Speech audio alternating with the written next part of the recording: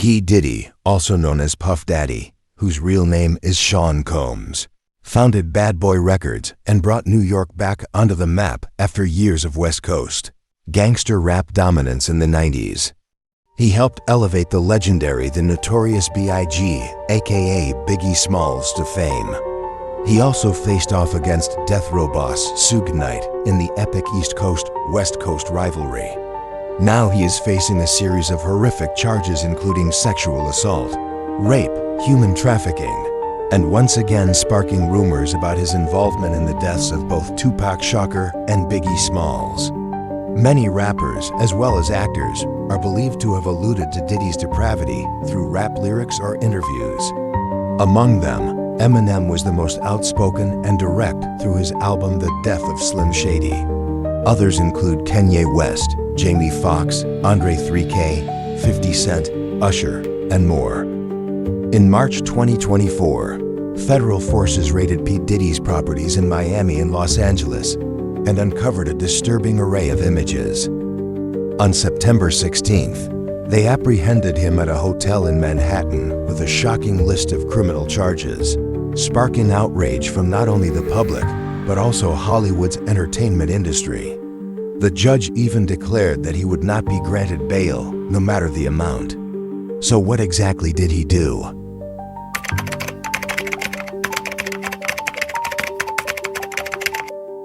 P. Diddy, whose real name is Sean Combs, was born on November 4, 1969. He is a rapper, producer, and music mogul. Diddy has won 3 Grammy Awards and is closely associated with the rise and success of major artists such as the Notorious B.I.G., Mary J. Blige, and Usher, thanks to his talent in the music business and artist management. Additionally, he has expanded into various industries such as fashion, restaurants, alcohol, and television. In the 90s, during the rise of gangster rap with names like Tupac, Snoop Dogg, and Nate Dogg, it was Diddy who put New York back on the map with his Bad Boy Records roster. He was also the one to recognize the potential in Biggie Smalls, bringing forward a softer hip-hop style mixed with smooth R&B, as seen in hits like Juicy, Big Papa, and One More Chance. Diddy and Bad Boy Records in New York became a counterbalance to Death Row Records in Los Angeles, while Tupac and Biggie Smalls were actually just pawns of the 2 record label moguls. After the deaths of the 2 legends and Suge Knight's imprisonment, Diddy was the one who claimed the ultimate victory, becoming one of the most influential figures in the music industry. Some would even say he has become one of the key players pulling the strings in Hollywood. However, everything has changed in the past 2 years. Everything began in 2023 on November 16th, when singer Cassandra Ventura, known as Cassie, Diddy's ex-girlfriend, filed a lawsuit against him in New York, accusing him of years of abuse. Her lawsuit included detailed allegations of Diddy raping her in 2018, abusing her, threatening her, and forcing her to have sex with a male escort while he watched. The lawsuit also claimed that Diddy had set up a bomb and car incident for Kid Cudi to prevent him from meeting Cassie. Kid Cudi confirmed that these allegations were true. Diddy denied the accusations and countered by claiming that Cassie had tried to extort $30 million from him before filing the lawsuit. Ultimately, the case was settled the following day, November 17th, with the amount undisclosed. However, just 5 days after Diddy and Cassie reached the settlement, an anonymous former student filed a lawsuit against Diddy, accusing him of drugging, raping, and filming the act, then watching it with others. These anonymous female plaintiffs are referred to as Jane Doe. According to Jane Doe's account, after dinner in Harlem in 1991, Diddy drove her to a recording studio where he raped her while she was unable to stand or walk. Jane Doe further described that, during the assault, Diddy filmed the act and later watched it with other men. A representative for Diddy denied the allegations, calling it an extortion scheme, and sent a statement to TMZ. Before Diddy could respond, a third lawsuit emerged within a week. On November 23rd, another anonymous accuser, referred to as Jane Doe number 2, filed a lawsuit against Diddy, once again accusing him of sexual assault. In this case, the plaintiff claimed that Diddy and singer-songwriter Aaron Hall took turns raping her and a friend in either 1990 or 1991. She also alleges that Diddy attacked her again days later at a home where she was staying. Hall and Diddy's representatives did not immediately respond to requests for comment on Friday. On December 6th, a third plaintiff filed a lawsuit targeting Diddy's house recordings and his Bad Boy Entertainment. The complaint alleges that in 2003, when she was 17, she was gang-raped by Diddy, former Bad Boy president Harv Peer, and another unidentified man at Diddy's daddy's house recording studio in New York City. The lawsuit claims that the young woman met Peer in Detroit and was told that Diddy wanted to meet her. She then flew on a private jet to New Jersey before heading to Manhattan. The 3 men are accused of drugging her with a large amount of drugs and alcohol. The complaint details that her vision began to blur as the men attacked her in the bathroom, to the point where she lost consciousness, struggled to breathe, and begged them to stop. According to the allegations, Diddy assaulted her first and then watched the other 2 men while sitting in a chair outside the bathroom. The lawsuit also claims that after Peer assaulted her, she was left alone in the bathroom, curled up in a fetal position with pain in her vagina. After she regained composure, she was taken back to the airport and flew back to Detroit. On the same day the lawsuit was filed, Diddy issued a statement denying the allegations, claiming that these Jane Does were trying to extort him and destroy his career. Shortly thereafter, the first non-anonymous plaintiff since Cassie's case came forward. On December 7th, Tiffany Red, a Grammy-winning singer and songwriter who has written songs for Zendaya, Joe Jonas, Jason Derulo, Tamar Braxton, and many others, published an open letter to Diddy in Rolling Stone magazine. The letter confirmed that Cassie's allegations were true. I am one of the friends mentioned in her lawsuit, specifically from Cassie's 29th birthday night. Red detailed about her first encounters with Diddy, her working relationship with Cassie as a songwriter, and described the party, where Red claimed that Diddy separated Cassie from her friends. When Cassie and Diddy returned late at night, Red wrote that they appeared drunk, and Diddy insulted both of them. Red continued that Cassie later told her that he made her participate in a freak-off that Diddy arranged and forced Cassie to engage in sexual acts with male sex workers that night. Red wrote that she later witnessed Diddy repeatedly insulting Cassie verbally and mentioned that Cassie had also suffered from the alleged actions of Diddy. Freak Off is the name of an after-party, similar to a second part of the main event beforehand, called the White Party, where numerous celebrities in Hollywood, from actors to musicians, would participate and wear white from head to toe. The freak-off parties are alleged to be orgies and grotesque debaucheries, accompanied by the use of heavy drugs, large amounts of alcohol, and copious amounts of baby oil and lubricants. At this point, a series of businesses began distancing themselves from Diddy. It was also revealed that women were not his only targets. On February 27th, Diddy was sued by producer Rodney Jones, known as Lil Rod, for $30 million in damages for sexual assault. The producer, who had worked with Diddy on his album The Love Album, claimed he had been sexually assaulted throughout the production process. He also stated that Diddy owed him $50,000 for his work on the Grammy-nominated album.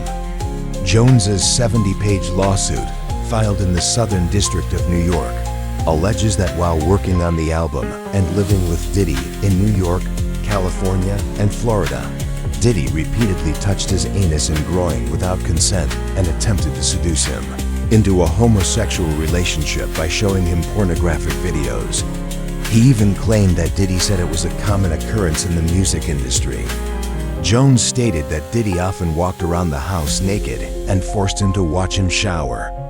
Jones also alleged that when he told Christina Coram, Diddy's chief of staff, about the actions, he was told, "You know, Sean is still Sean."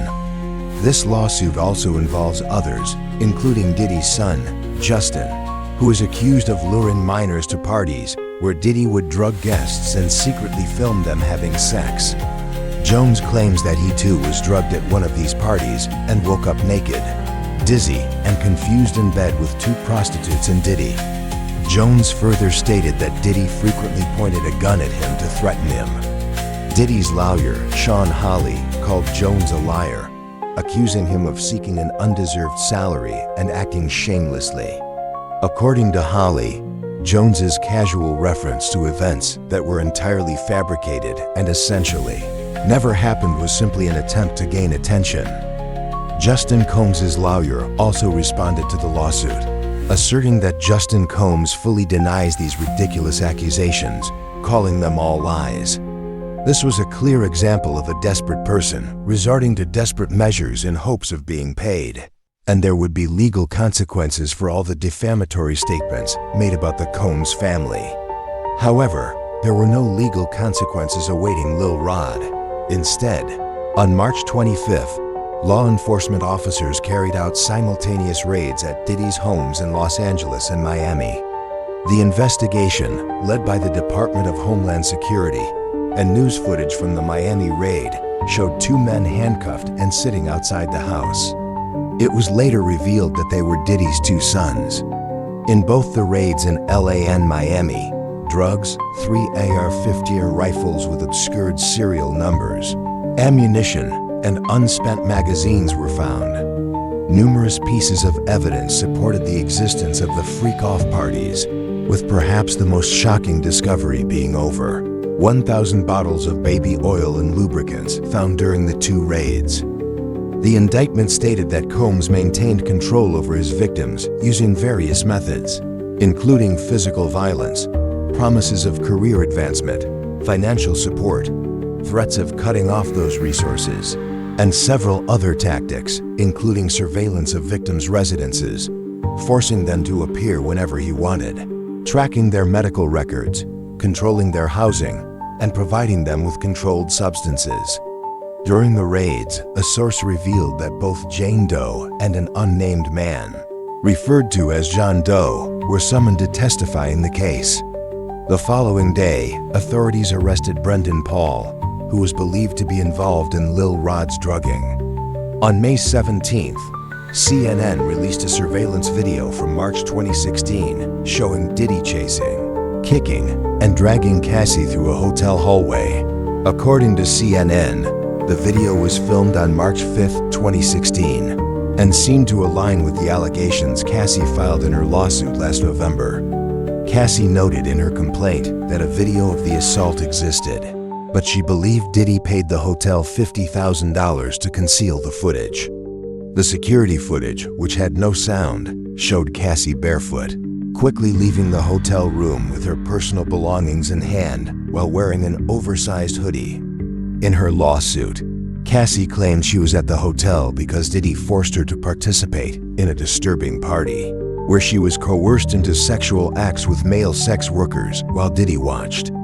During this, Diddy physically assaulted her, and Cassie waited until he fell asleep before leaving the hotel. This was likely the location of the freak-off party Cassie had described to Tiffany Red. Since then, numerous other victims have come forward with claims. By September 24th, a total of 11 other victims, both male and female, had stepped forward to accuse P. Diddy. Diddy was later arrested at a hotel in New York and charged on September 17th with conspiracy to extort, sex trafficking by force, fraud or coercion, and transportation of prostitution, according to court records.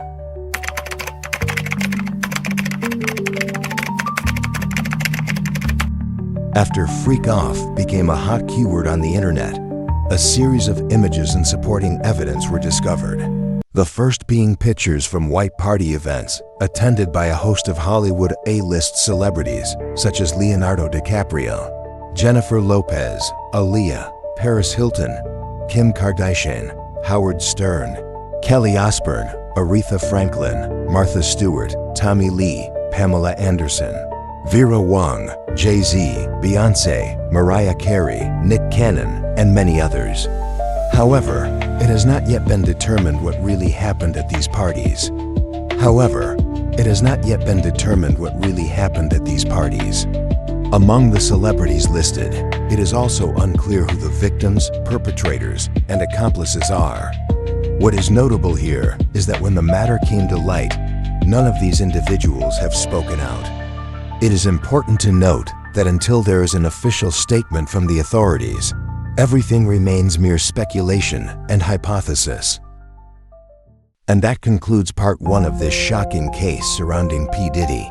The revelations so far have been unsettling, but there's still so much more to uncover. What really happened behind closed doors? Who else was involved? And how deep does this go? Stay tuned for part 2, where we'll dive even deeper into the mysteries and controversies surrounding this case. Don't forget to like, share, and subscribe so you don't miss the next explosive chapter. Hit the notification bell and let me know your thoughts in the comments below. See you in part 2.